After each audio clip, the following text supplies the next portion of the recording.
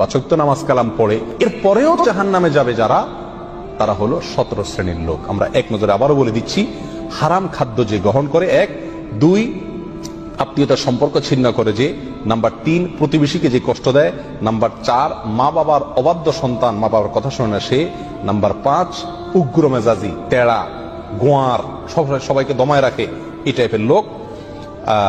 Number 6 অধীনস্থদেরকে, প্রজাদেরকে, যে সমস্ত শাসকেরা, যে সমস্ত রাজারা, যে সমস্ত রাষ্ট্রপ্রধানেরা, সরকার প্রধানেরা বা যে যে লেভেলে আছে সে তার প্রজাদেরকে ধোঁকা দেয় যে তারা। নাম্বার 7 অন্যের সম্পদকে অন্যায়ভাবে আত্মসাৎকারী ব্যক্তি। নাম্বার 8 উপকার করে কারোর খোঁটা দেয় যে ব্যক্তি, সে জান্নাতে যাবে না। নাম্বার 9 চগলখোর ব্যক্তি জান্নাতে যাবে না, মানুষের পিছনে কথা লাগায় বেড়ায় একজনের আরেকজনের কাছে। নাম্বার 10 অন্যকে নিজের পিতা হিসাবে, নিজের বাবাকে না বলে, পরিচয় না দিয়ে অন্যকে নিজের বাবা হিসাবে, পিতা হিসাবে পরিচয় দেয় যে ব্যক্তি, সে। নাম্বার 11 গর্ব এবং অহংকার করে যে ব্যক্তি, যার মনের ভিতরে অহংকার আছে, সে জান্নাতে প্রবেশ করবে না।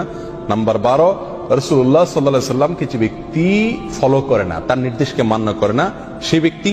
নাম্বার 13 অকারণে তালাক কামনা করে, তালাক চায় যে মহিলা, সেই মহিলা। নাম্বার 14 দুনিয়াবী উদ্দেশ্যে যারা এলেম শিখে, কোরআন হাদিস শিখে, এলেম অর্জন করে, আলেম হয়, দুনিয়াবী উদ্দেশ্যে, দুনিয়ার কোনো ধান্দায়, আল্লাহকে খুশি করা ছাড়া অন্য কোনো ধান্দায়, তারা।